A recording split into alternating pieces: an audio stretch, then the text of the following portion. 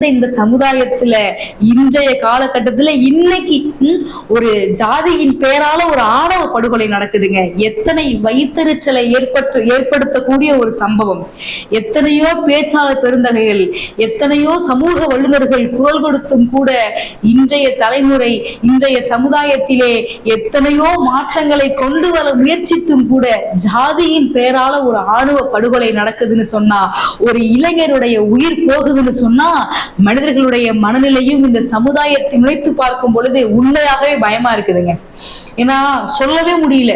ஜாதி வெறி பிடித்த மிருகங்கள், நான் ஜாதி வழி பிடித்த மனிதன் கூட சொல்ல விரும்பல. அப்படி ஜாதிக்காக நீ ஒரு கொலை பண்ணுன்னு சொன்னா நீ மிருகம், நீ மனுஷ ஜென்மமே கிடையாது. அப்படி ஜாதி வழி பிடித்த இன்னைக்கு எப்படி சிந்திச்சே பார்க்க முடியல. இன்டர் காஸ்ட் மேரேஜ் பண்ணா ஜாதி ஒழிவுன்னு சொன்னாங்க. இன்னைக்கு மேஜர் ஆகி 21 வயது கடந்து ஒரு அலுவலகத்துல வேலை பார்த்து கொண்டிருக்கக்கூடிய இருவரும் காதலித்தால் கூட பயப்படுறாங்க. இதெல்லாம் பார்த்து பயப்படுறாங்க. இந்த ஆணவ படுகொலைகளையும் ஜாதி வரி பிடித்த மிருகங்களுக்கு மத்தியிலே வாழும் இந்த வாழ்க்கையை நினைச்சு இந்த காதலும் கூட அங்க இறந்து போயிடுதுன்னு நினைக்கும் பொழுதுதான் மனசு ரொம்ப வேதனையா இருக்குங்க. ஒரு கவிஞர் எழுதியிருப்பாரு, ஓடு முதிரத்தில் வலிந்தோடும் கண்ணீரில் தேடி தேடி பார்த்தாலும் ஜாதி தெரிவதுன்னு சொல்லி எழுதியிருப்பாரு. இந்த உடம்புல ஓடுற ரத்தம் எல்லாருக்கும் ஒண்ணுதானங்க. நான் இவ்வளவு தூரம் சமுதாயத்தில் நடக்குது இல்ல, ஒரே சிரிச்சு பாருங்களேன். அடிபட்டு மருத்துவமனையில் இருக்கிறப்ப நம்ம உயிர் ரத்தம் ஃபுல்லா போயிடுது. உடம்பு ரத்தமே இல்லை, ரத்தம் ஏத்தணும், 1 யூனிட் 2 யூனிட் 3 யூனிட் ரத்தம் கிடைச்சாதான் அந்த உயிரை காப்பாற்ற முடியும்னு சொல்றப்போ ரத்தம் வாங்கி பிளட் பேங்க்ல இருந்து கொடுக்குறாங்கல்ல. உங்களுக்கு தெரியுமா அந்த பிளட் பேங்க்ல இருந்து உங்களுக்கு ஏத்துன ரத்தம் எந்த ஜாதிக்காரன் கொடுத்தான்னு தெரியுமா? உன் ஜாதிகாரத்தினா உடம்புல ஏறுதுன்னு உனக்கு தெரியுமா?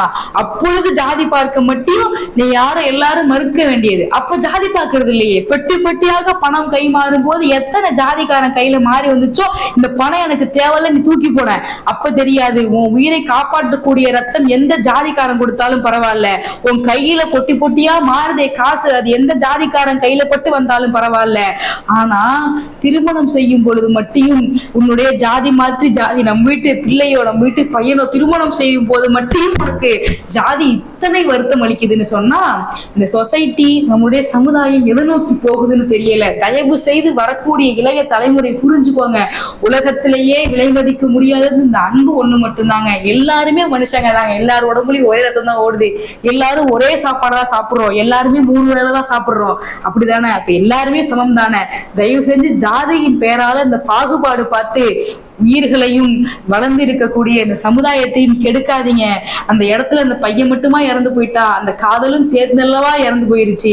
ஒரு உயிர் போயிருக்கு. உங்களுடைய ஜாதி வெறியால ஒரு இளைஞனுடைய உயிர் போயிருக்கு. அவன்